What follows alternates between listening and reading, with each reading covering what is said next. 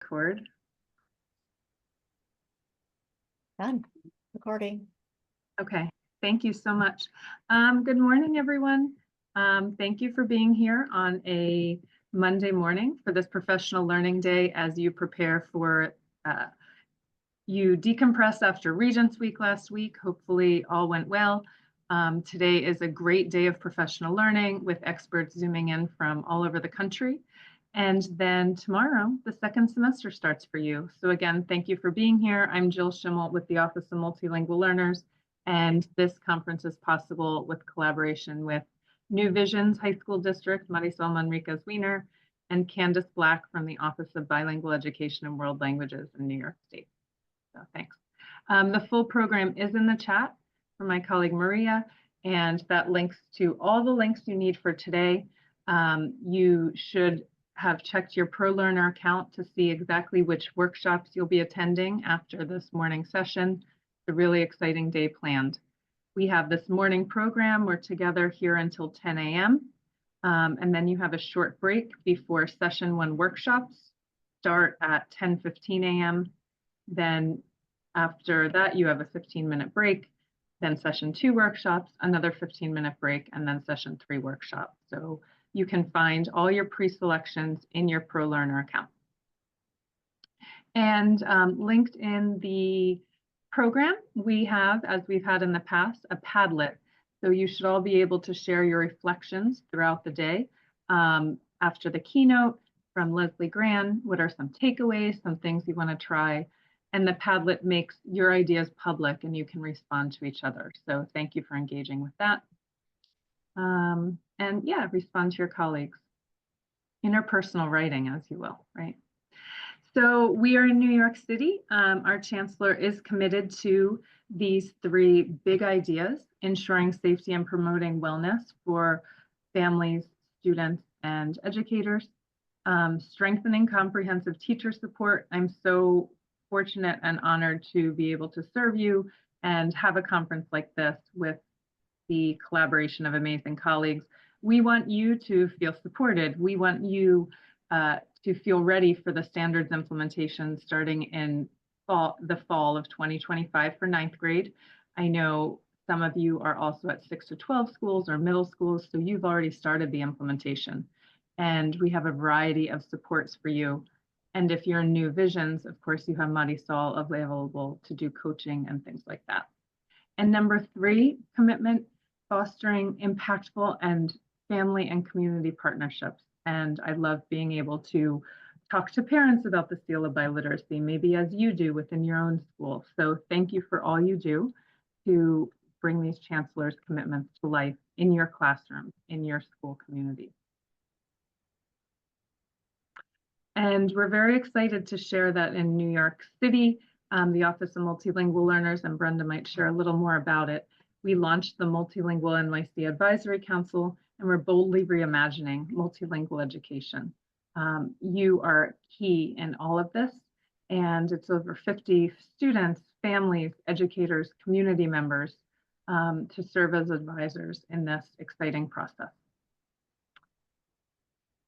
And so we'd love to hear from Dr. Brenda García, who is the leader, the chief of multilingual learners of our division. So Brenda?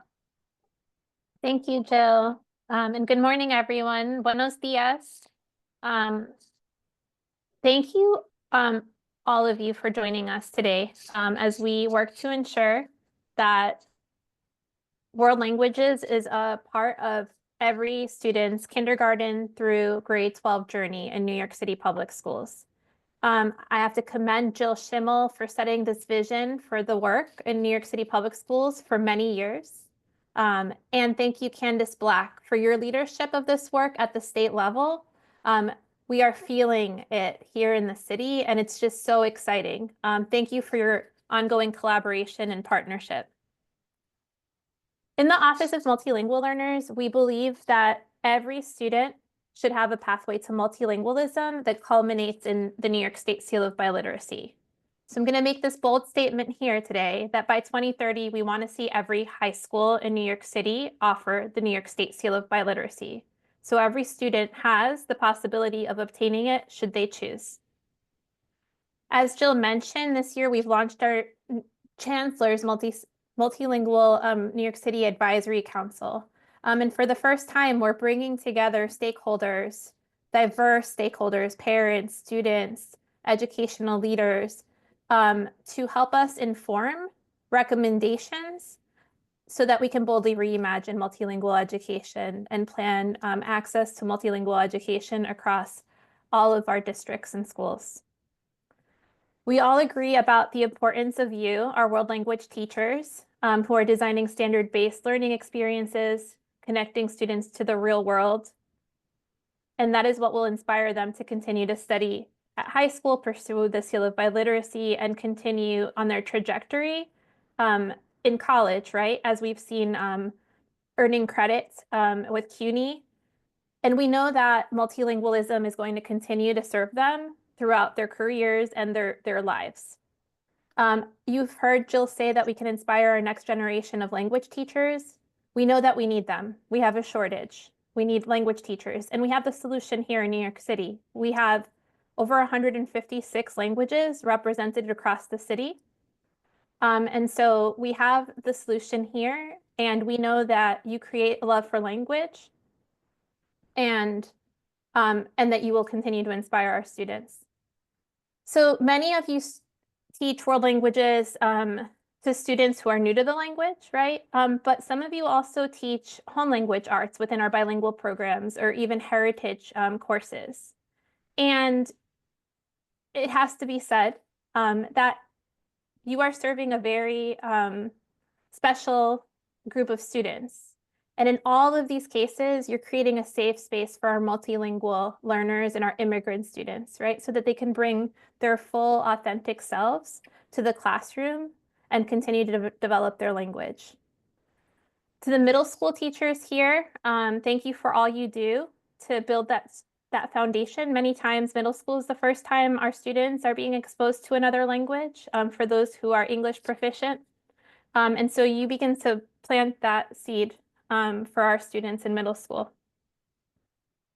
By ensuring that students have opportunities not only to learn new languages, but also develop and maintain proficiency in their diverse home and heritage languages, you help create the conditions for students to engage in meaningful learning and designing opportunities for them to apply new and existing knowledge in meaningful and creative ways inside and outside of the classroom.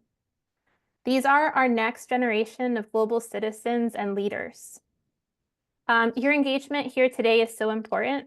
The revised standards are an opportunity to choose authentic resources and design units, lessons, and tasks so that students have the language and knowledge they need to communicate in real ways and in the real world. It is rigorous, responsive, and relevant, and you will see that today in today's workshops that have been planned for you. As world language teachers, the Office of Multilingual Learners, we're not alone in our beliefs of multilingualism. The impact of our collective efforts is backed by research, right? That shows the cognitive, educational, economic, and socio-cultural benefits of being multilingual and multiliterate. We align with State Ed's vision to provide leadership that embraces linguistically diverse learners to establish a multilingual society. I share all of this to inform you that you're not part of a multilingual movement. You are part of a multilingual movement. And this is not just a moment. We're going to continue this work forward.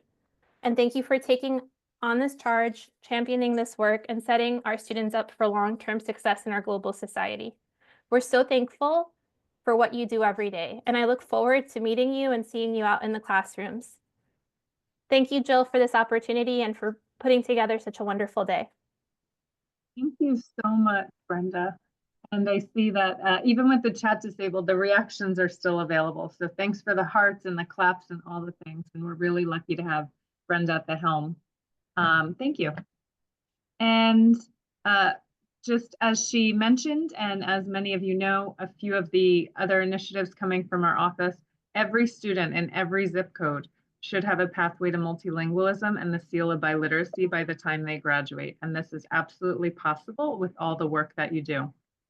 So again, strengthening creating more pathways to multilingualism and the seal of biliteracy in our global city.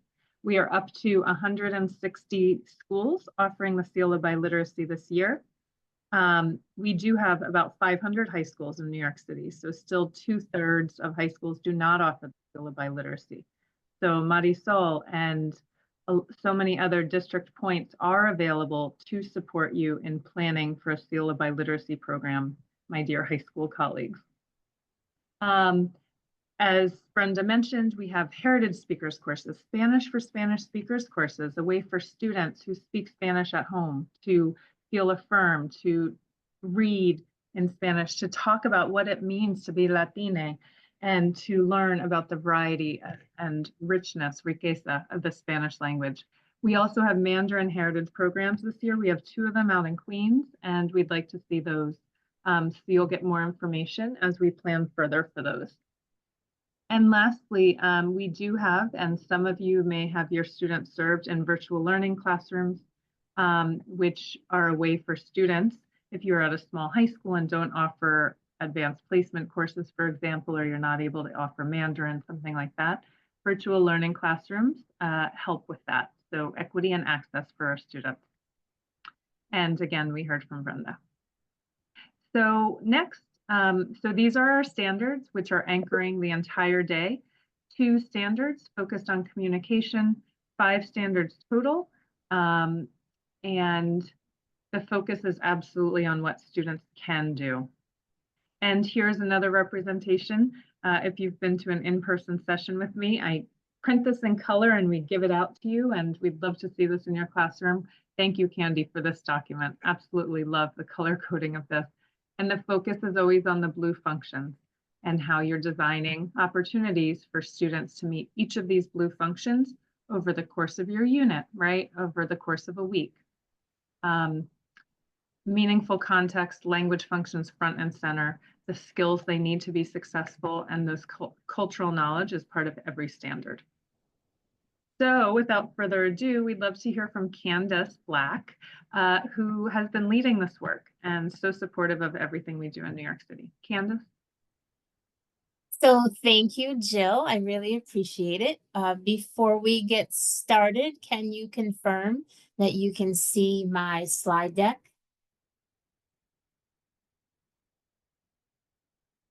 Oh, awesome. Well, thank you, everyone. Thank you, Jill. Thank you, Brenda. And thank you for the whole team for putting this wonderful event together.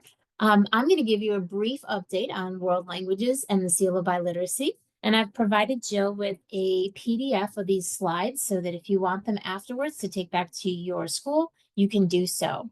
So just a reminder of this standards implementation timeline that we've seen for several years now. We are now in that darker green section where we are implementing the revised world language standards in our 8th grade courses. And of course, next September, that'll be 9th grade and so forth and so on until we are fully implemented.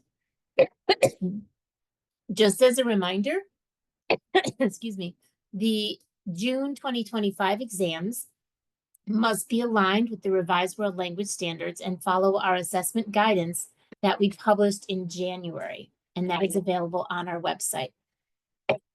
Speaking of our website, you can see a picture of it here. There is a QR code and a link. This is where you can find everything you need relative to world languages from NYSED. And if you don't want to memorize the link, it's really simple. Just enter NYSED and world languages in any web browser, and it should be your first hit. So a couple of the initiatives. Let's talk first about unit plan exemplars. So we have a site called Live Binders, which is a way to organize unit plan exemplars for world languages that have been vetted as being aligned to the revised standards. Again, you have a link and a QR code here, but you can search for Live Binders World Languages on any web browser. And what you'll find there are 24 unit plan exemplars for Checkpoint A that have been vetted by NYSED.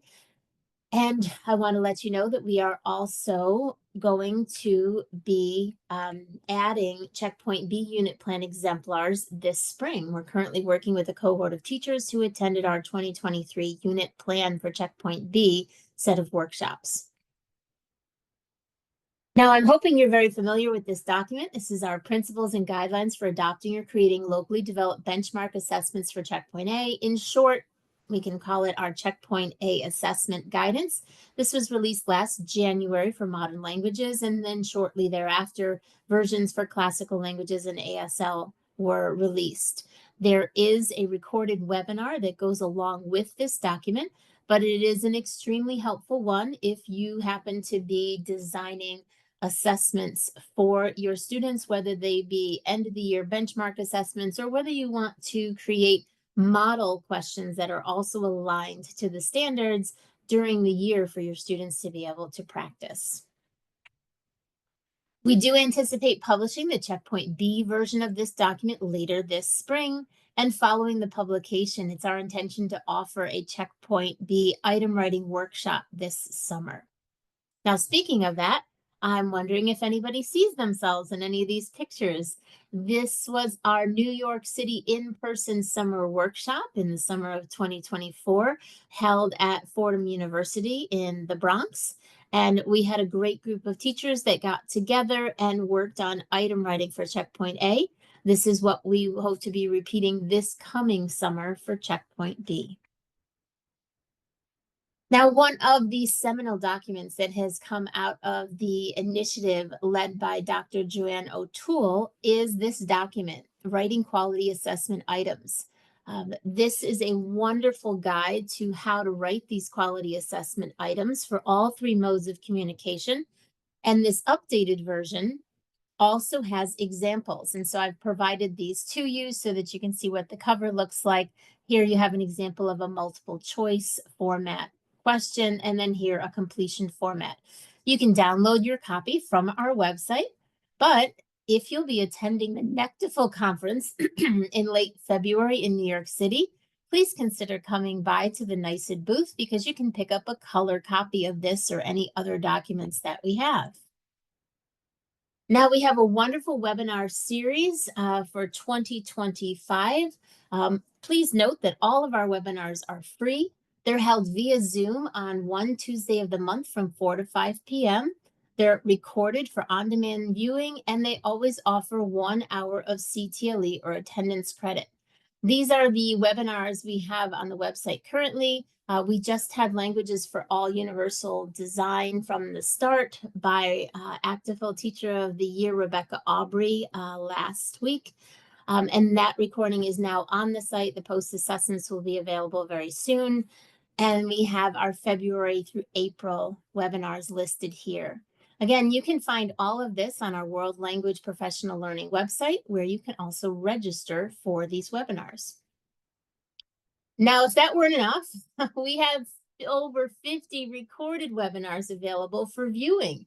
These are wonderful 1 hour snapshots of various aspects of the standards that you can choose to view on demand when it's convenient for you.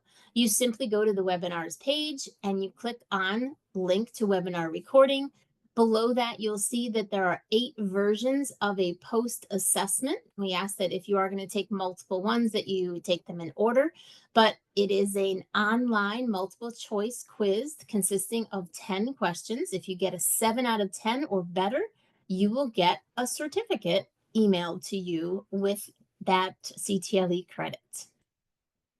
Now, if you don't know where to start, because 50 seems somewhat overwhelming, you can try our New York State World Languages YouTube channel. This is a wonderful initiative, again, through the group that we're working with, designed by Barb Patterson and overseen by Dr. Joanne O'Toole. Our YouTube channel now has curated playlists of webinars that are organized by topic. You can subscribe to us if you want to. It's just New York State World Languages, but you can also access it just by searching YouTube or going to the QR code on this slide. Now, I also want to mention one of our other professional learning opportunities every year is a book study. And so this year we have a small group of facilitators that are working with one of the authors of Words and Actions, Teaching Languages Through the Lens of Social Justice. And that is Dr. Pamela Wesley, who is working with our World Language Executive Committee member, Dr. Lori Langer de Ramirez, to train these facilitators as they will next year form smaller book study groups, and they will actually run those book studies. So look out for this starting in March. If you're interested in this topic, we plan to make this the statewide book study. You'll get up to 27 hours of CTLE if you attend the meetings, which are monthly from September to May for an hour and a half after school. Now, lastly, regarding world languages, I wanted to remind you that we do have a group called the World Language Leadership Council. And this is a regular forum for educators and administrators who work with world languages to discuss and share any questions, concerns, or suggestions with NYSED. We meet virtually once a month via Zoom, and everyone is welcome. You can click here to register, come to the meetings that work for you, and ones that don't, you can check out our minutes. Now on to the Seal of Biliteracy. So 2024 was a really historic year because it's the first time that all 50 states plus the District of Columbia have a state Seal of Biliteracy program. This is a really important time for us as world language teachers to be advocates, not only for our students, for our programs, but also for the Seal of Biliteracy. I was sad to learn yesterday that in Indiana, there is now a bill put up by 3 legislators to get rid of the Seal of Biliteracy in their state. That's not going to happen in New York State, but we want to make sure that we are all standing firm during what may be a difficult time to come. So who can earn the seal? Well, we know that any student from any New York State school can earn the seal if they're graduating with a Regents diploma and can demonstrate a high level of proficiency in English and at least one other language. Why should you consider offering the seal? Well, you already have qualified candidates, I guarantee you. Your students most likely have already earned points towards the seal, such as getting an 80 or better on the ELA Regents, getting an 85 or better in their English 11 course, or world language course, or getting a score on an AP exam. Now, this is a state level award and it recognizes proficiency in English and world languages. But students also get free swag when they earn this award. They get a seal sticker for their diploma, a medallion for graduation, and a certificate signed by the Associate Commissioner. We've had tremendous increase in the number of schools. Take a look at that upward facing graph. 499 schools offered the seal last year. More than 10,500 students earned it. And many students earned it in multiple languages. We had 303 kids earn it in 2 languages, 17 in 3, and 3 students earned it in 4 different languages. We did have 1 student who earned it in 5 world languages from Haldane High School, not too far outside of New York City.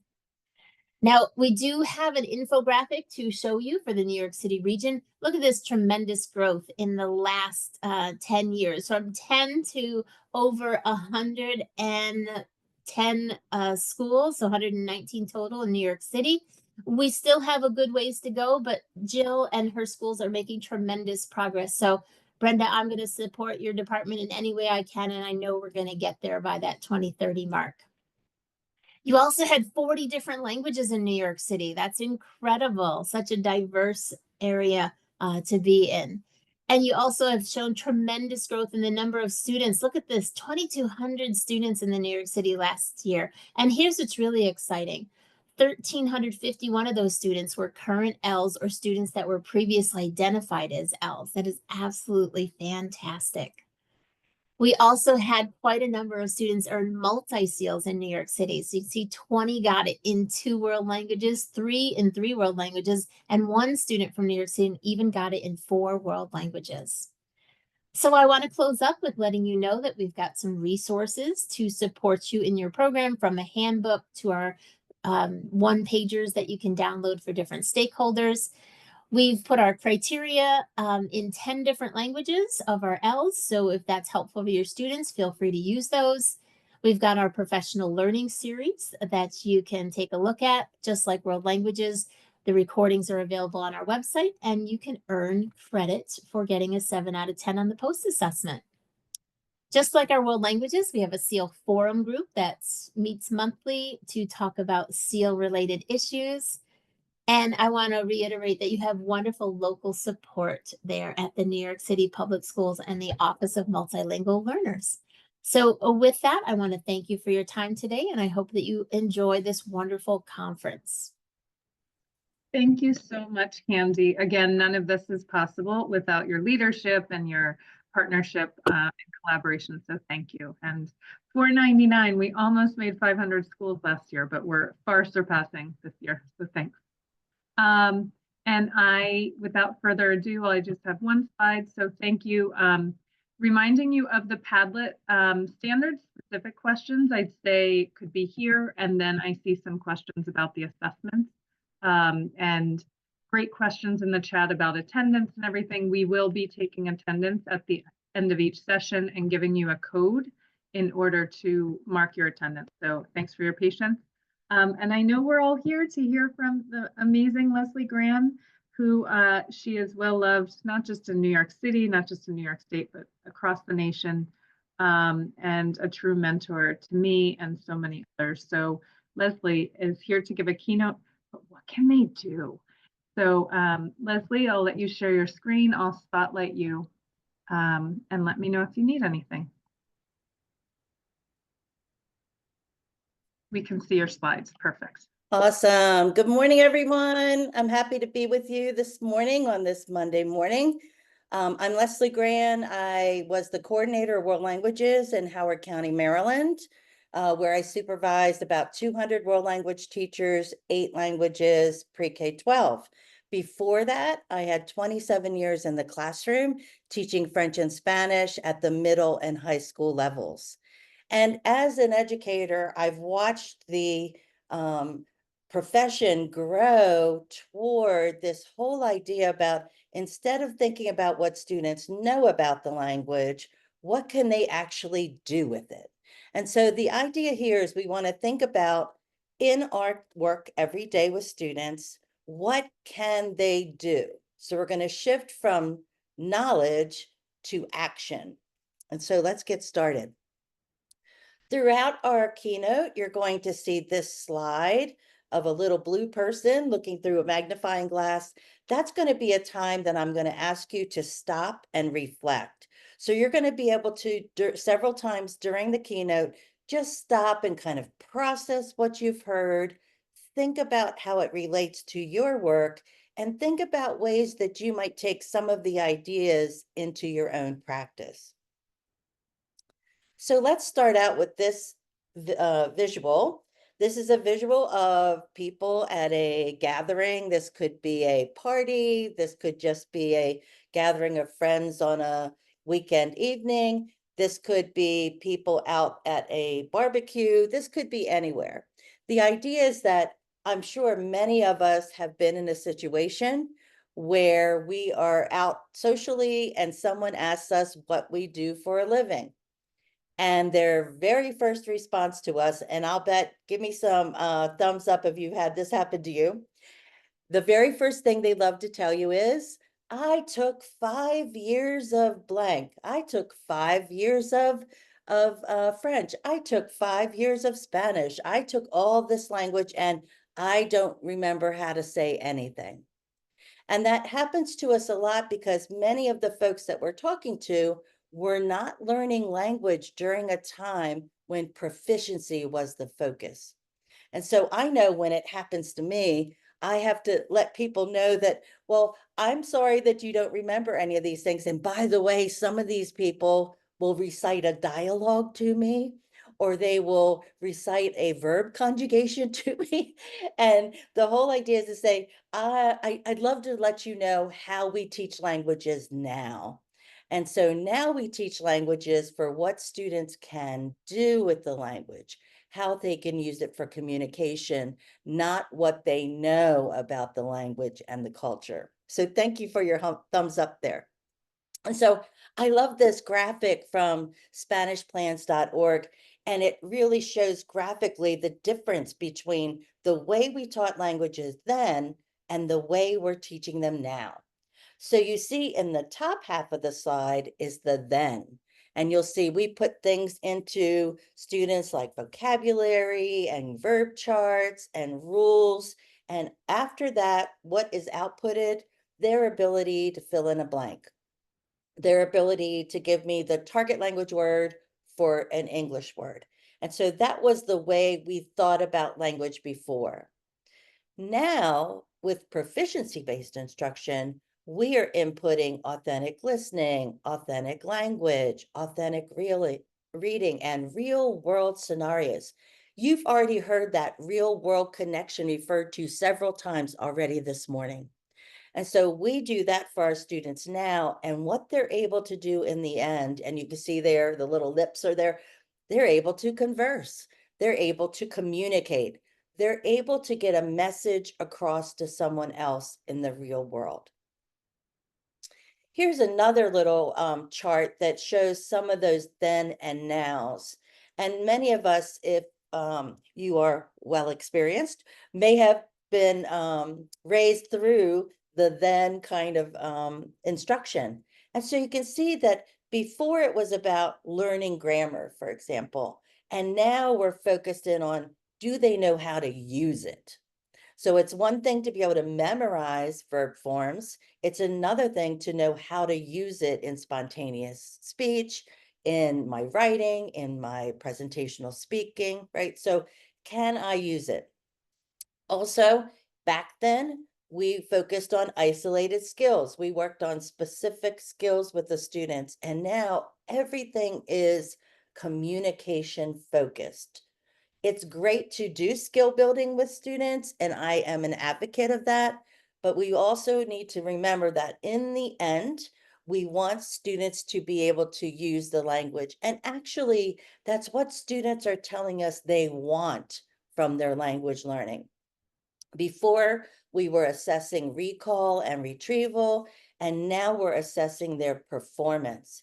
At what level of proficiency can students perform in the target language? We used to test to find out things they don't know. So those would be like fill in the blank kind of tests we used to do. And now we're finding out what they can do. Through real world prompts and scenarios, students are able to show us at what level of proficiency they currently are achieving. And then finally, the teacher only knew the criteria for grading back then. Now students know and understand the criteria and rubrics. And if students now in proficiency-based instruction model are able to use the rubrics to peer assess, they're able to use rubrics to self-assess. It's not a mystery any longer about how I'm being assessed. So in other words, we want to turn that knowledge into action. So how can what students know be put into some sort of action in the real world? So we have our World Readiness Standards from ACTFL, and you might know that there are 5 C's that are our goal areas, and we have the 3 different modes of communication as the standards under communication. Interpersonal, where students can spontaneously speak to someone else and respond. Interpretive communication, where I'm able to listen to, view, or read materials in the target language and understand them. And then presentational communication, which is when I'm able to present my ideas through speaking and writing to others. Now, important that we also roll into those communication goals our culture's goals, and those have to do with the products and practices and perspectives of the culture. Now, that's exactly what your New York State standards do. So they are very much in alignment with ACTFL, which you know is our national organization for language educators. Your NYSED standards reflect those exact same ideas. So when you look at the anchor standard of communication, Then there's going to be an anchor standard of cultures, very similar to that previous slide I showed you. And then within each of those anchor standards are your standards 1 through 3 that go with your communication anchor standard, and standards 4 and 5 that go with your culture standard. So there's a perfect alignment here between the ACTFL standards and also your revised New York State standards. When we think about teaching our courses, many of us think about the themes that we're teaching first, right? So this is just one example of some themes from a particular district.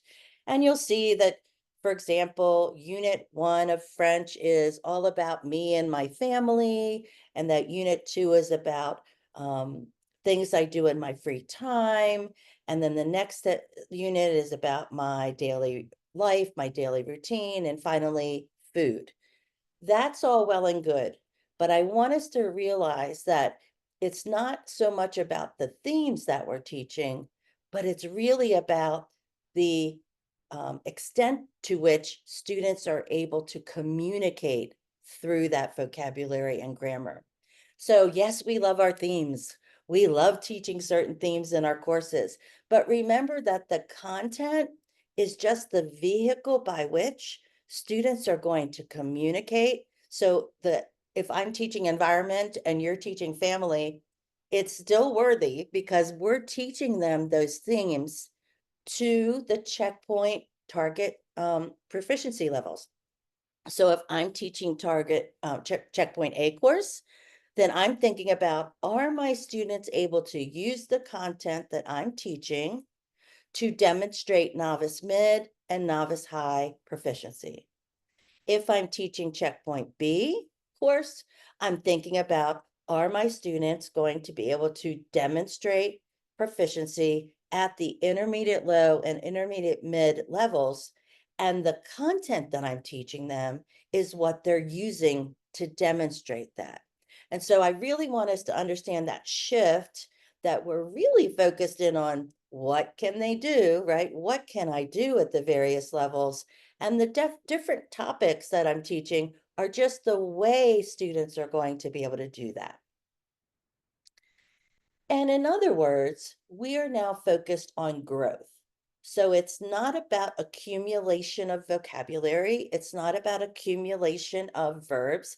In fact, I could teach students 500 words, but they could possibly stay at the novice level all that time, because the tasks that I gave them may not have been at the challenge level to move them across those proficiency levels.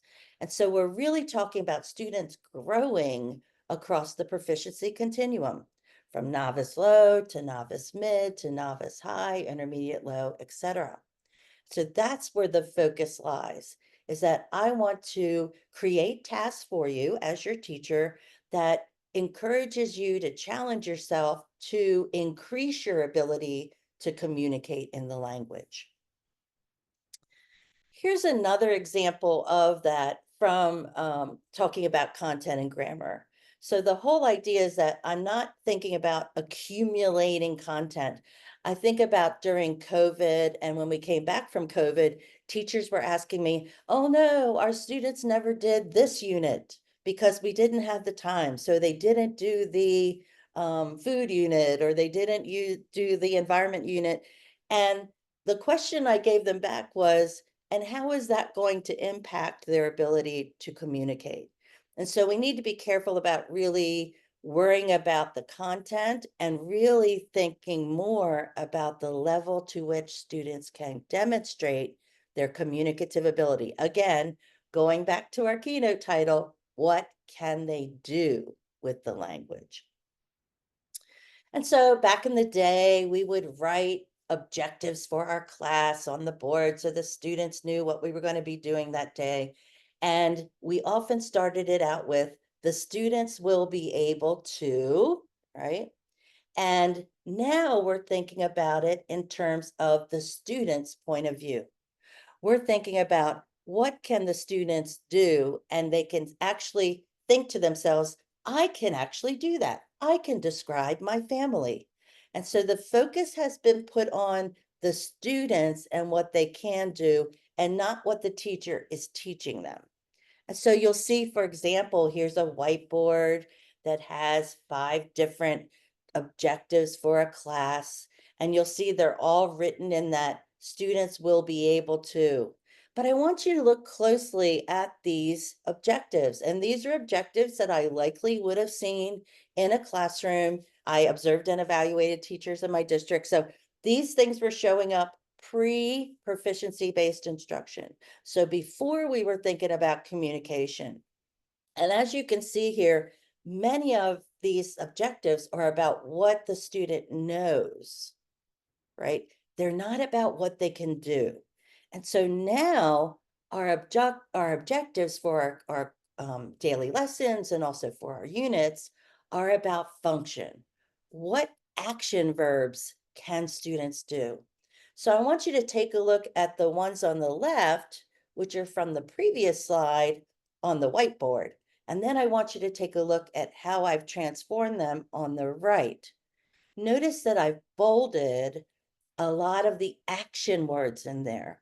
So what can a student do? They can talk, they can compare, they can express, they can describe, they can explain. Notice that those action verbs are what students can do. How can they function in the language to communicate a message to others?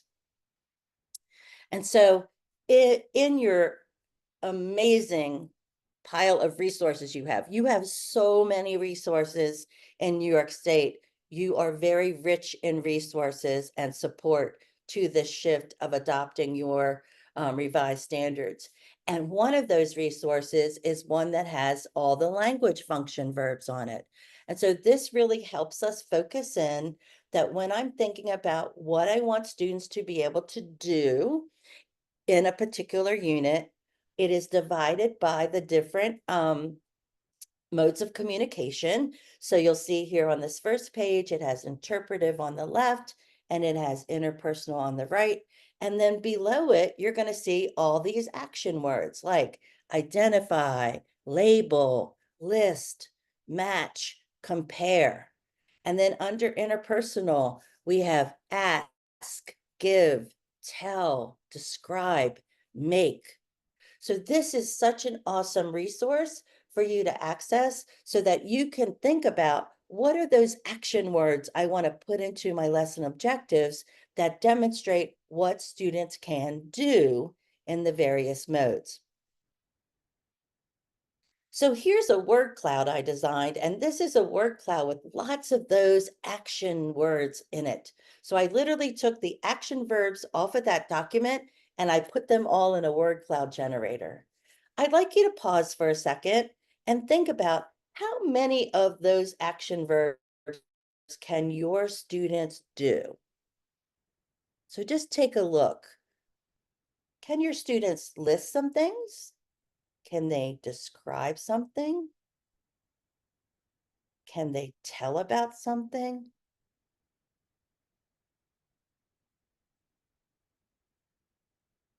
And so I offered this word cloud to you as just a way to think about how can I get those action words into my objectives so that I know students were focused in on what they can do with the language. Also, I've taken a screenshot from one of the exemplar units that you have on the NYSED website. Again, awesome. I'm sorry. Actually, Candace showed that they are on a live binder now, so you can actually access them through a digital kind of binder. And again, I want you to notice down the center column where the unit level can-do statements are, look at those action words in there. Identify, exchange, describe, report. That's where we want our focus to be, is what can they do? You also may be familiar with a handout like this.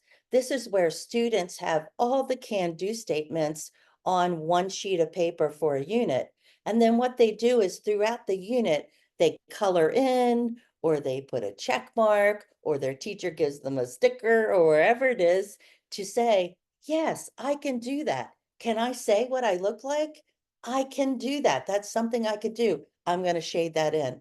And so that whole idea about keeping students very focused in on what can I do with the language, not what do I know. So I'd love for you to stop for a moment. Here's our very first blue guy with the magnifying glass. And I'd like for you to stop for a moment, just pause and think about your current lesson objectives. So you could think about the ones you used last week or the ones you're planning on using in the coming week. And are they focused on what students can do? Do your lesson objectives have those action words in them? And if not, how could you rewrite them? So kind of like how I took the ones from the whiteboard and transform them into ones that have action verbs. So let's pause for a few seconds and just think about that. You can write yourself some notes. You could put something on the Padlet. Let's just stop and reflect. What does this last section that Leslie just talked about, how does that impact my thinking right now?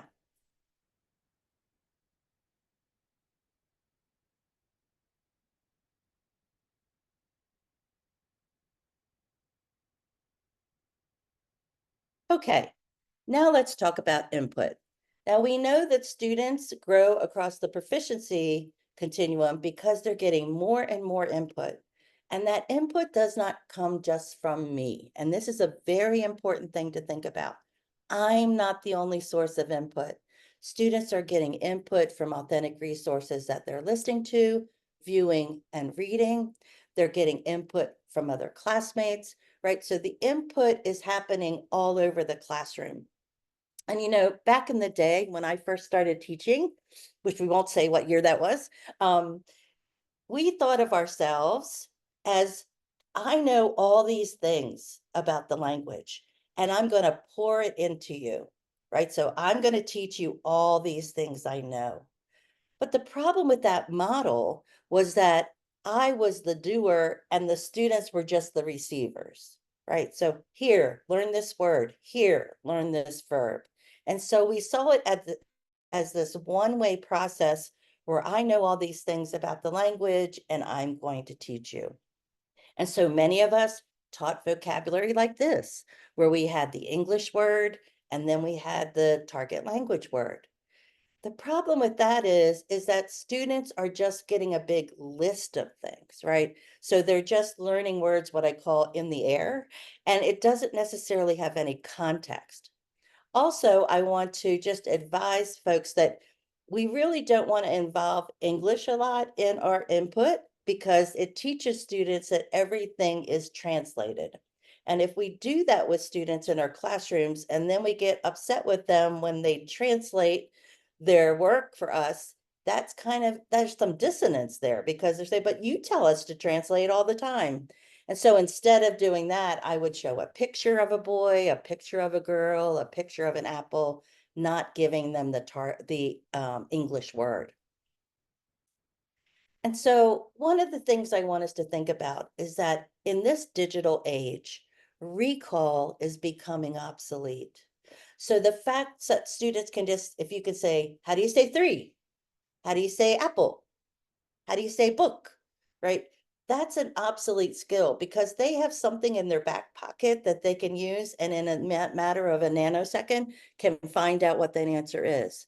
What we want students to do is take the input that they've received and use it in real world context, use it to communicate with others. And so I can't tell you how important it is to contextualize the vocabulary, the language chunks, the structures that we're teaching students. Why am I learning this? Why is this useful to me? And so here we are with a Google Slides presentation, or this could be a PowerPoint. And many of us have been doing these for many years, ever since PowerPoint and LCD projectors were invented. And we were making all these slideshows where we had the object or the whatever the picture would be that went with the vocabulary. And then we would put the vocabulary word on there. And you know, this person that created this one you see on the screen used actual photos. They weren't drawings, right? So it was real live things. But I want you to think about the fact that when I teach it like that and I say jacket, that's a jacket. Everybody say jacket. Do you have a jacket? Do you have a jacket? Again, I'm learning these words kind of in isolation. Now I know jacket. Now let's say mittens or gloves. Gloves, gloves. Do you wear gloves? What color are your gloves, etc.? They're just kind of in a vacuum. What if we started thinking about teaching our vocabulary in a real world context? And so when I introduce students to clothing vocabulary, what if I started out by saying, I'm packing for a vacation. I'm going to leave for 2 weeks and go to Arizona. What should I pack in my suitcase? And now the students have become participants in the input. So instead of me just giving them words and they're receiving the words, they're using the words to, in effect, have a conversation with me. So how many pairs of socks do you think I should take? So we learned this word socks, but now it's in the context of packing for a trip. Here's a typical, this one happens to be a video in French, teaching the fruit, right? Teaching fruit words in French. Notice that it has a picture of the item, it has the French word, and there's that English word there, right? So there's the translation. How can I change that so it feels contextualized? Well, what if I told students, I am going to a party this weekend and I've been asked to bring the fruit salad. What fruit do you think I should put in the salad? And so we start learning the different fruit words, and students are saying kiwi. Ooh, I don't like kiwi. Okay, we won't put that in there, right? And so that whole idea about they're now having a conversation with me about the input, not just me giving input to them. And so one of the things you could do is take one of your unit themes and brainstorm different contextualized scenarios that might be going on to talk about that vocabulary. So here it says, my luggage with all my clothes on my trip to Argentina didn't make it. I need to go to the department store. Tell me what I should buy. That's a real world situation that may happen to someone, and the students are active and participating in the input. So what I'd love for you to do is just think about one of the unit themes you teach and imagine kind of putting that in the center of a page and then brainstorming real world scenarios.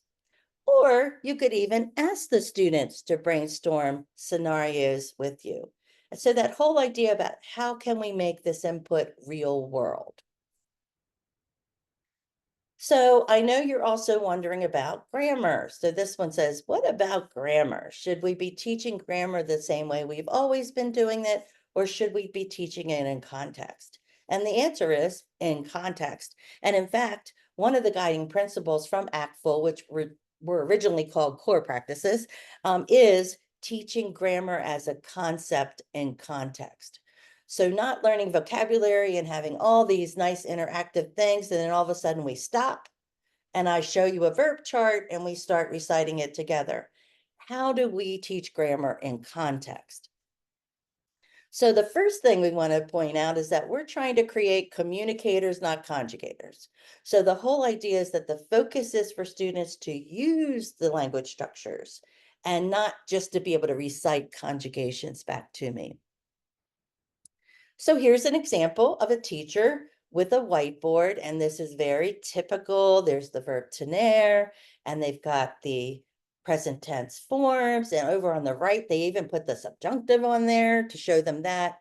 This is a typical way we might teach students verb conjugations, for example.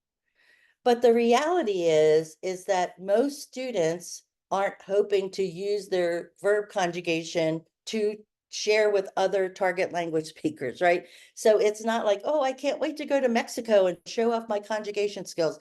That's not communication. And so how can I teach grammar in context? Now, you'll see on this slide, it says, dear grammar, it's over. I'm not telling you we're going to stop teaching grammar. What I'm suggesting to you is we're going to start teaching it in context. So in other words, the grammar becomes the vehicle by which I can communicate. So students seeing the grammar as helping me communicate information just like the vocabulary does. So when we think of grammar in context, one of the key ideas that might pop up is something called the PACE model.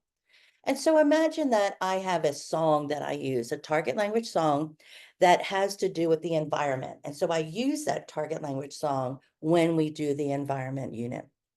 And so this is one example of a framework that you could follow when you teach grammar in context. First, we would always take those lyrics and talk about what they are saying. So we're always first looking at the content. Then, as the teacher, I happen to know that multiple examples of a grammatical structure are showing up in these lyrics. For example, the lyrics might have a whole lot of possessive adjectives, or there may be a lot of comparatives in there, or there may be a lot of examples of the imperfect tense, right? So I'm looking for multiple examples. And so you see under the presentation column, after we've talked about what this is about, I'm going to move to attention where the students we draw their attention to specific things in the text. So those are those possessive adjectives or those comparatives. And so we start looking at them and thinking, well, what does that mean? Oh, well, if it ends that way when it's about you, how is it going to end when it's about us? So in effect, your students are helping you build the conjugation chart, not start with the conjugation chart, but to imagine what the conjugation chart looks like because of what they've learned from the lyrics. And then we're going to co-construct how it works, right? So I notice that it ends like this for this subject. I notice it ends like this for this other subject. And then the ultimate step is, can you extend that outside of this text? So if you were also looking at an infographic that had those same ideas in it, can you see the similarities? Can you create some of these structures by yourself? So for example, here's an infographic about 10 reasons why you should volunteer. And this is in Spanish, it's from the Red Cross. And so if I'm teaching a unit on volunteering and giving, donating, things like that, then I might first show this to my students as what are some great reasons for you to volunteer? But then the next day, I might bring this back and point out the verbs in each of these reasons.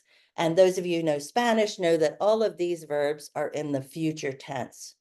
So at this time in my course, it's possible the students already know the future tense, and so this is a great time to review it together, or they're learning about the future tense. And so I'm using this in context infographic for them to discover, well, I notice it ends in AS, and then some of them are ending in A, right? Well, then what do I think is going to happen when it's me?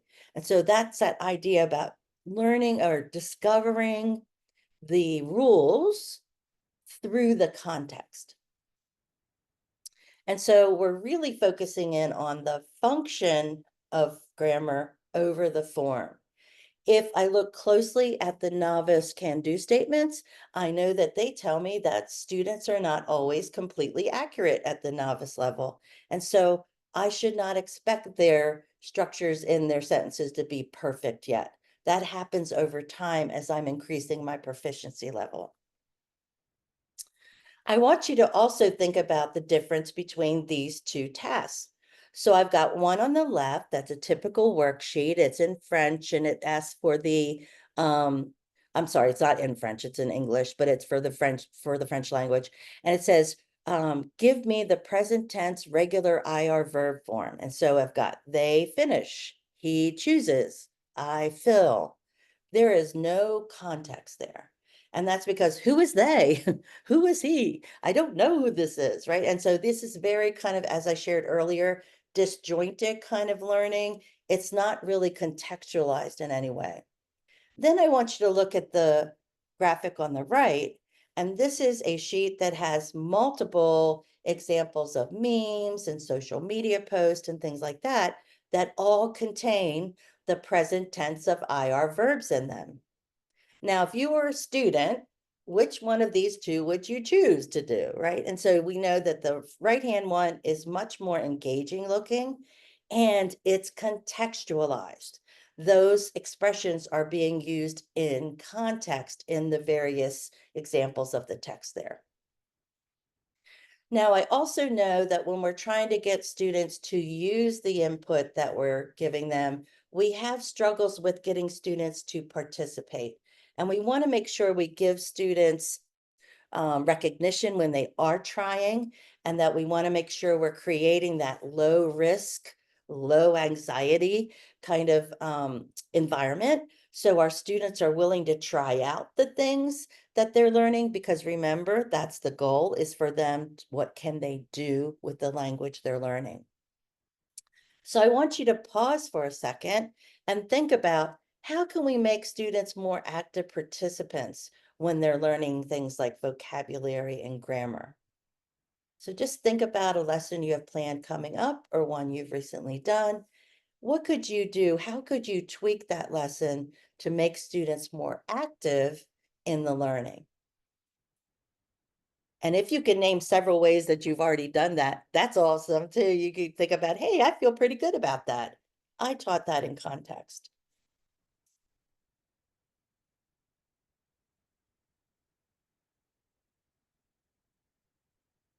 Okay, now that we've talked about input, now let's talk about process and output. So once students have received the vocabulary or the grammar, and we've done it together in context, now how are they processing the use? So that would be practicing with a partner, practicing in small groups, practicing in activities like four corners or inside outside circles. And eventually the goal is that I can output the input that you gave me in something communicative, right? So I want to be able to use what you taught me to be able to communicate. So again, I want to be able to do with the language. And so we know we've had lots of challenges throughout the years with engaging our learners in the classroom. Generation Z is a very unique generation. So if you're teaching grades 8 and up, you are currently teaching Generation Z. If you're teaching grades 7 and lower, you are currently teaching Generation Alpha. If we were a business, like a big corporation, we would be doing lots of research into our customers and finding out what they want. So for example, if I produce some sort of product, I would want to know, what do people out there want? Because I'm going to change my products to hopefully get more customers. How are we analyzing what our customers need? Our students are our customers, right? And so how are we making sure that they're engaging in the process of learning to be able to become those communicators? And so one thing I want you to think about is this simple slide, and that's that when I'm engaging students in learning during my lessons, I want to prioritize quality interactions over coverage of content.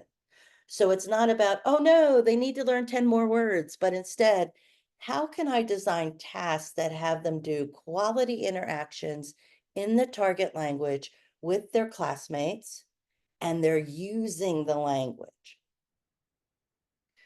Believe it or not, the desired percentage of the amount of time I'm talking with the students and how much they're talking is 30% me, 70% them.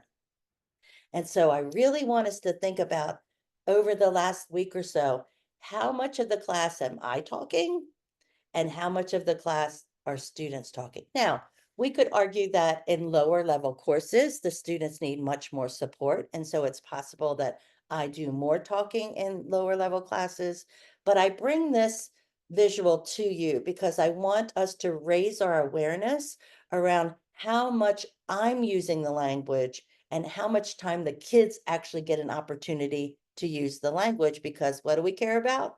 What they can do with the language. And so offering students lots of opportunities to interpersonally interact in our classrooms.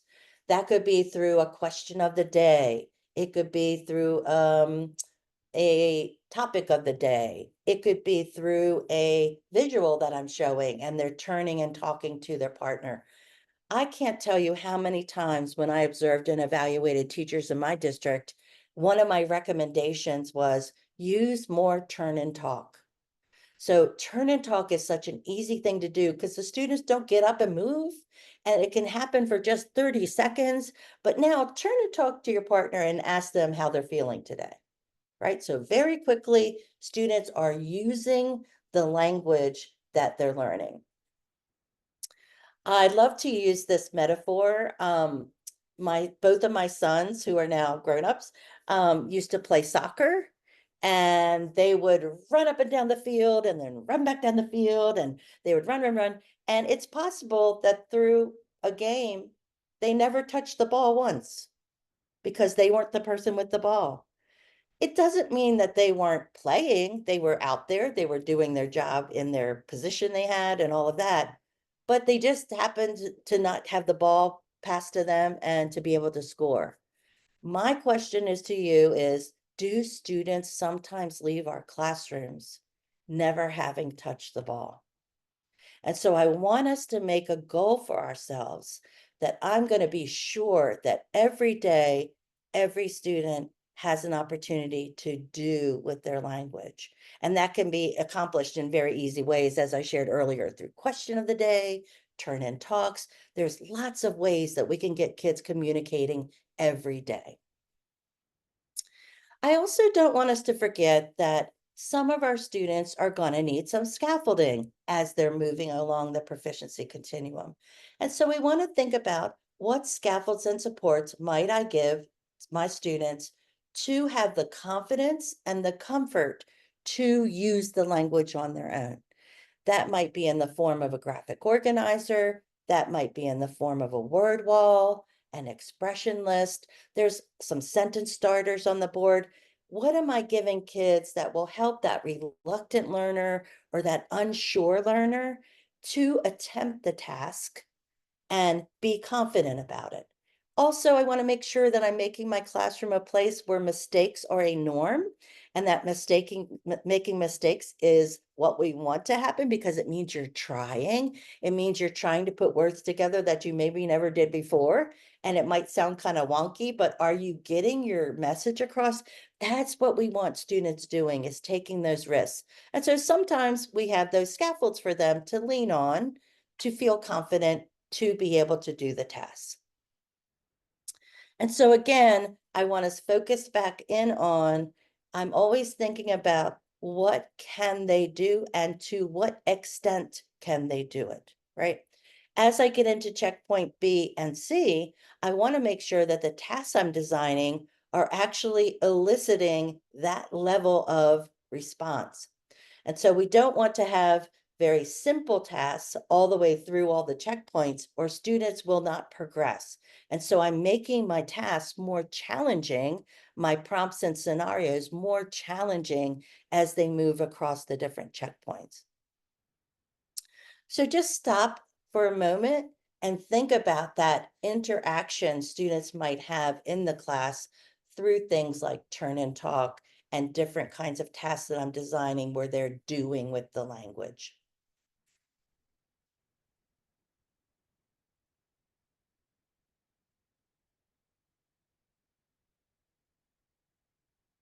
Okay, now let's get back to our learners. I referred to our Generation Z learners a little earlier. Let's dig a little bit more deeply into that.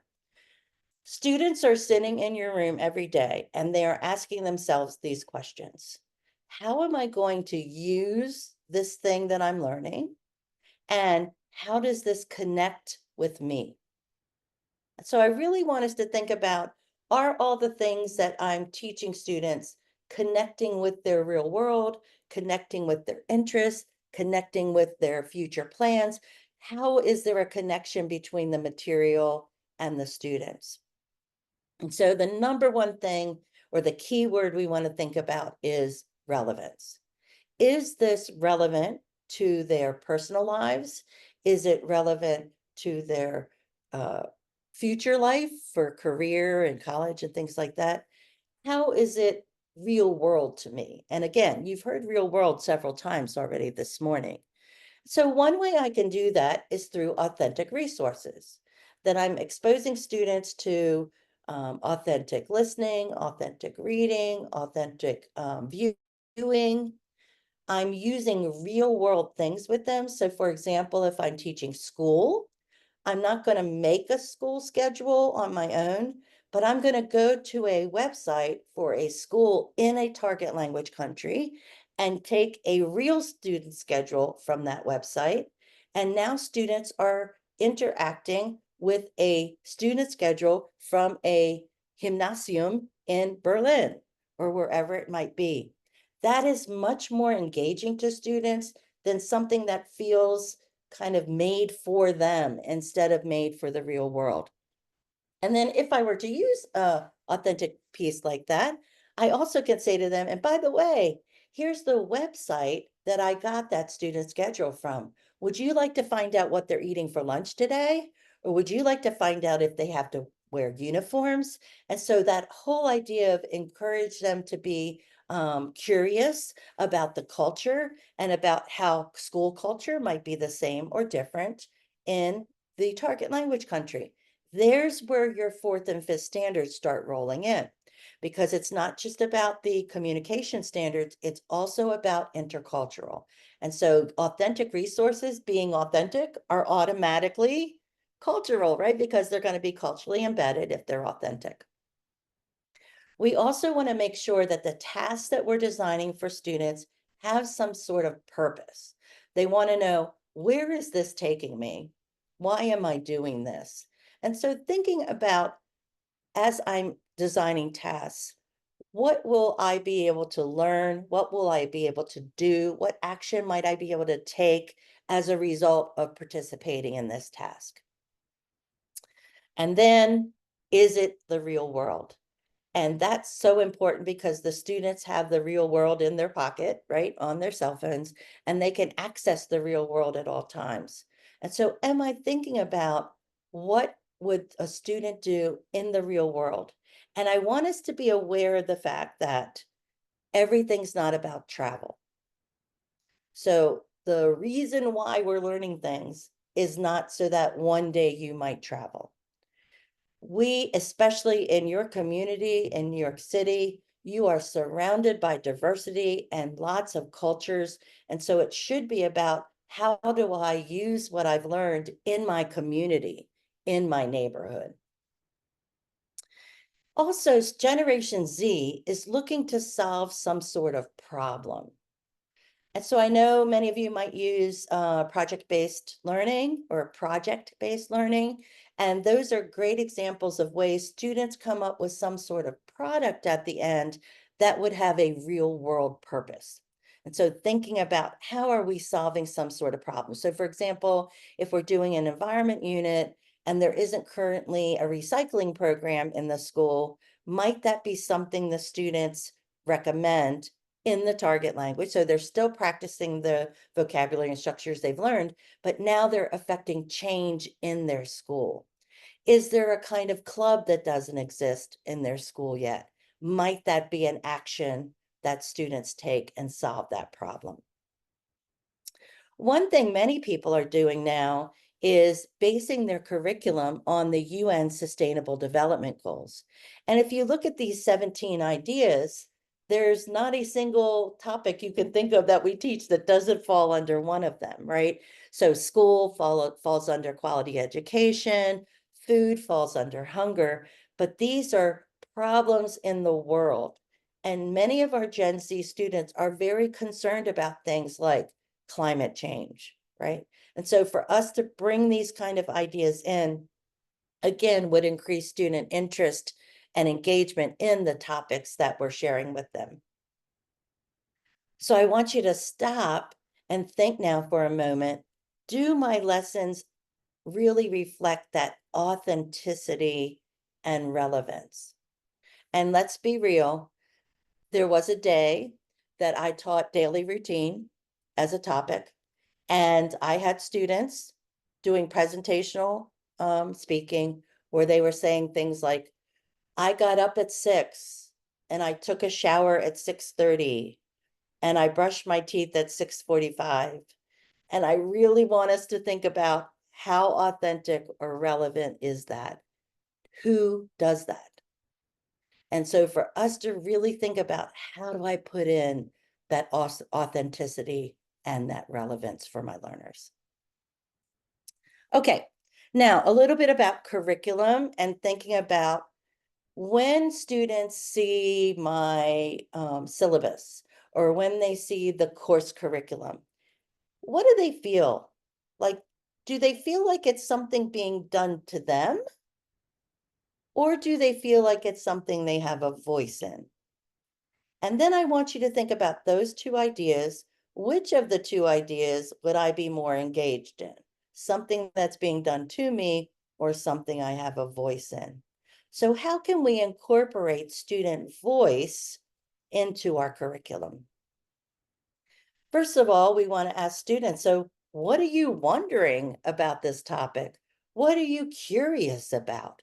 And so make sure the students, again, have that connection to the new unit topic, for example. Here's a screenshot from a curriculum from Williamson County, Tennessee. And I want you to notice on the right-hand side that under language chunks and vocabulary, it says student generated vocabulary. Are we asking students what sports they want to talk about? Students will report to you that they learn about free time activities, and there'll be some free time activities that are on the list that they're thinking in their minds, I never do that, or I don't even know what that is. And literally their brains are throwing that vocabulary word out. I'm never going to use that. I don't do that thing. And so how often are we asking students, what do you want to say? What activities do you engage in your free time that you want to be able to say in the target language? And so I designed a survey for students for before you start a unit, what are some things we might ask them ahead of time? So let's pretend that we're doing a unit on environment. So what interests you about this topic? How do you connect with this topic? The students let you know. It could be that they have participated in a cleanup activity in their community. Like, what are some ways the environmental topic has to do with their interests and their connections? The one on the right, what do I wonder about the target culture related to this? And so, do they recycle in the target language countries? And if you are a German teacher, you know that in Germany, when I visited Germany, I couldn't believe how many different bins there were. There were like 8 or 10 bins that all had a different color, and they had all different kinds of recycling that went inside of it. What do they wonder about? And we are always asking students to wonder and be curious. Now I want students to think about, well, what phrases and words do you already know that you could use for this new theme? That's important because we don't want kids to think that you're only going to use family words during the family unit and you're only going to use food words during the food unit. But instead, all of the words that I'm learning are going to spiral and be able to be used in multiple contexts. Here I have language I think I need to communicate about this topic. This is where students are asking for language. Questions about this topic I'd like to discuss with others. These will be great pair and small group work if students generate them. And let me tell you something, when kids know that you've used something they've suggested in your lessons or within your classroom, that makes them feel really good, right? Because you actually read what they said and you used some of what they said. And so that's how they feel like they have voice. What real world situations do I imagine myself in using what I learned? If you can't think of any reasons for this box, we should be rethinking why students are learning this theme, right? And then finally, what projects can I create? Ways I can take action in and use my voice on this topic. I want us also to think about the fact that students are not creating products and doing performances only for the audience of you, right? It's not just for the teacher, it's for the wider world. So thinking about how what they're creating, like a video, for example, on recycling, could be used in their school, in their community. Instead, we want them thinking about the world. And Jill, I'm very aware of the time, so I'll go a little quicker. And so just stopping and thinking for a moment how you can incorporate student voice. I do want to do this last section because it's important, because it pulls your 4th and 5th standards into the communication. And so when we think about culture, we know that culture and language are inseparable. They are interwoven intricately. You can't have one without the other. And so in your standards, you know, you have the anchor standard of cultures, and then you have the 2 standards of relating cultural practices and products to perspectives, and then being able to do cultural comparisons. Please, please, please, we want to stop seeing culture as something we do separately on Friday. So we do all the content during the week, Monday through Thursday, and then on Friday, we do Day of the Dead, right? That gives students the impression that culture is separate from communication, when in actuality, it should be completely intertwined. And there's your 3 Ps that we're talking about. You may have heard of this before: mirrors, windows, and doors. That idea that when I explore culture, I'm looking at my own culture in a mirror and thinking about how it's same or different. I'm looking outside the window to see what is going on in the other culture. And I'm walking through a door to the other culture, imagining how would I interact with others on these cultural topics. And I love this graphic that was created by Amanda Manillo. And she talks about how you don't just investigate and interact with culture, you want to take action in some way. And so thinking about how I can do something with what I learned about the culture. So I'm going to close with this question. We started out with, but what can they do? My ending question is, now, what will you do? And so I'd love for you to think about what your takeaways are from today. Thank you so much for allowing me to be your keynote speaker today. And I will turn it back over to Jill. Thank you so much. Look at all those hearts flying, hands clapping, all the things. Leslie, you are a force and just well respected. So thank you so very much. And thank you for zooming in at not even, is it 7 now for you? it's almost 7 a.m. for you, right? So yes, thank you for being available for us. So we're going to close, but I do want to remind you, and thank you for all your questions during the chat. These are Leslie's intercultural conversation chat mats, which I put on the Padlet. If you don't have these printed out, double-sided in English and your language, we also have them in simplified Chinese. Leslie, did I send that back to you? One of my teachers made it in simplified Chinese. I would love to see it.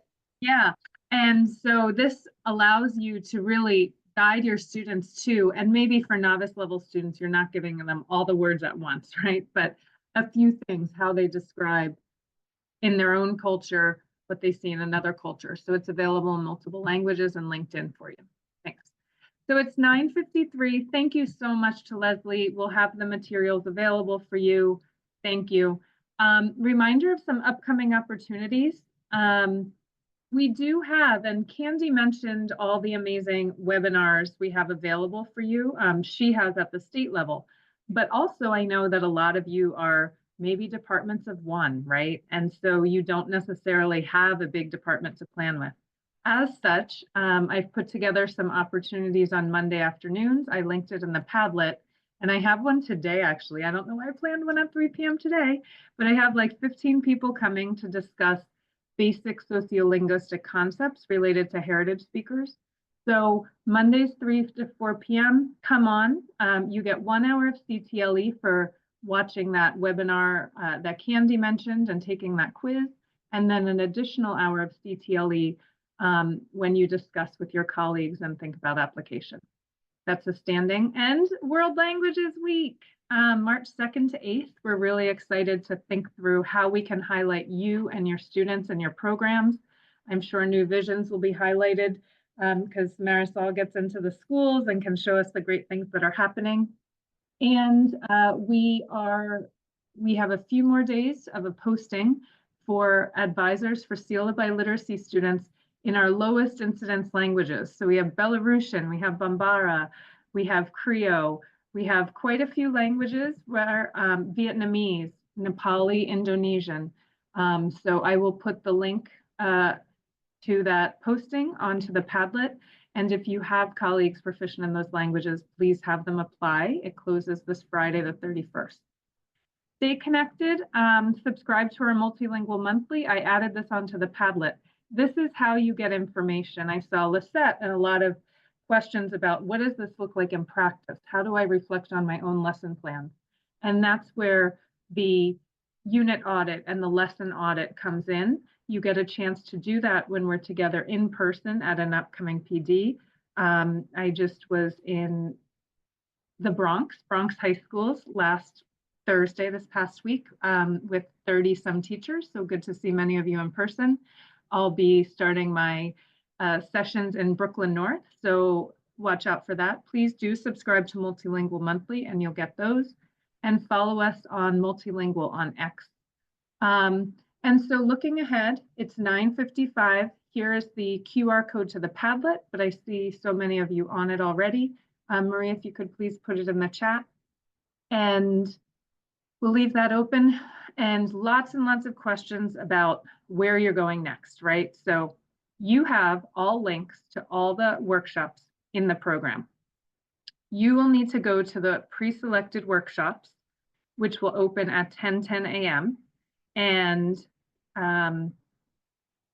in order to receive CTLE for the session 1 workshop, you have to attend the one that you pre-selected. There's no way to take attendance for it otherwise, and no way to give you CTLE for it otherwise. So in each workshop, and I'm going to give you an attendance code in a minute for this session. So right now you can go to TeachHub, log into TeachHub, and then go to ProLearner.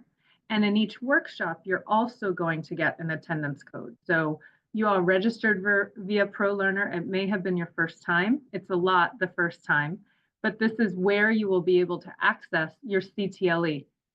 When you go into your workshops, you may need to rename yourself again for attendance verification purposes. So if you are showing up as admin here, we renamed you, but please make sure when you go into your session that you rename yourself with your name and then go back to your Zoom account also to name yourself and your profile. You can expect to receive your CTLE certificates. They will be available in ProLearner account next week. I will send you an email when they are available. Again, we need to go through the Zoom logs. We need to hope that you can access the attendance codes, things like that. So right now, hopefully, and Luce, I see your hand up. Please use the Q&A feature. We'll go back to that. And log into TeachHub. You should see a window pop up that says record attendance. And please enter the code XGMW, all capitals, capital F, and then 5. And that should enter your attendance and automatically give you the 1.5 hours of CTLE for joining this morning session. So take a minute to do that now. See the chat. Carla, that's what we're talking through now, a link to ProLearner. I'll share my screen, right? So I just type in TeachHub. I already signed on this morning, so I didn't need to do the 2-step verification. I already did that. And I favorited, and I recommend you favorite ProLearner. And then, so you have to go in through TeachHub for Zoom as well. Then you're automatically signed in with the single sign-on. And then you'll go in and you go to My Easy Tracks, ProTracks. Colleagues, any other Q&A questions we didn't answer? And Leslie, there was one question that I said we'd come back to, and the question of explaining a project in the target language or English. Do you want to share a little more about that use of English when it might be valuable? Sure. So I always tell people, think about what the purpose of the task is. So if the purpose of the task is for you to, or for the student to show what they can do in presentational writing, I don't want the prompt to be the reason why they can't show me what they can do. And so I know in my district, many of our assessment prompts were in English. You might know that the advanced placement exams have directions in English and the target language. We don't want the target language to be the reason why students don't understand what to do, because I'm not testing them on directions reading and interpretation. I'm asking them to create a project which is going to show their language ability. And so, yes, we want to be speaking in the target language 90 to 100% of the time in our classrooms. But again, always think about what's the purpose. If the purpose is to test whether they can understand the directions or not, then they're in the target language. If the purpose is for them to understand the directions completely so that they can give me a great product or performance, then I want to do those in English. Thank you. And along those same lines, actually, in New York City, we have so many English language learners. And so for that reason, just to Leslie's point, right, we never want the English language learners, we never want English language proficiency to be a barrier to students understanding what they need to do on the checkpoint A or checkpoint B assessment. So that was a big change about 2 years ago. And I put it in the chat earlier for someone about the checkpoint B exams. And so checkpoint B exams, which are Regents level, right? So checkpoint B exams, now the directions are in English and the target language. We would never want a Spanish speaking L to not understand what they need to do on the test and then not be able to do well. So very similar to what Leslie just described. If you are a checkpoint A teacher, I know I don't have as many middle school teachers, and I know it's 10:01. Please know that the exam this year is for the first time totally digital, June of 2025. So if you're a checkpoint A teacher, please make sure you have the information from Principals Weekly. I can send it to all of you about the upcoming simulations in February for your students to prepare for that checkpoint A new standards aligned assessments happening in June of 2025. So I think, okay, so that, and thank you for continuing to add your ideas onto the Padlet, Blushing Salmon. And if you can sign into your Padlet account, that's great. Then your name actually shows up. And any more questions right now? Yeah, Leslie, maybe I'll follow up with you around some, like, if you have sample exemplar lessons. I know we have exemplar units coming from live binders from the state, but actual lessons. So we can talk more about that, and I can incorporate those into my workshops. Okay. Sure. Thank you all. Yeah. So we're going to, I'm going to stop sharing. I'll leave this up actually. And it's 10:03. Please log off, take a quick break, and then by 10:10 a.m. we'll be opening the workshop rooms. Please log into ProLearner to see your enrollments. If you have a question about your enrollments, you can stay on for a few minutes. We'll be here until about 10:10 to support you. So thank you all. Have a wonderful day. And all the links, you have had all the links. They are all available on this document here. So if you registered for B with Beth Pachas, it's an amazing workshop about videos. You click on this, it takes you down to the session B login. I will check the attendance against the Zoom code. So if you entered it, it probably went through. So thank you for that. Okay, have a great day of learning. Thank you. Thank you, Leslie. Thank you, Candace. Thank you, Brenda. And thank you, Marisol Floral. Teresa, Maria, and all the OML colleagues who made this possible. Thanks.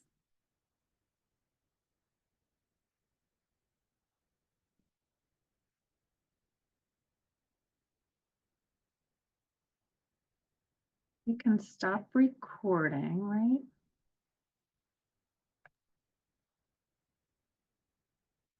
Teresa, I'll stop recording.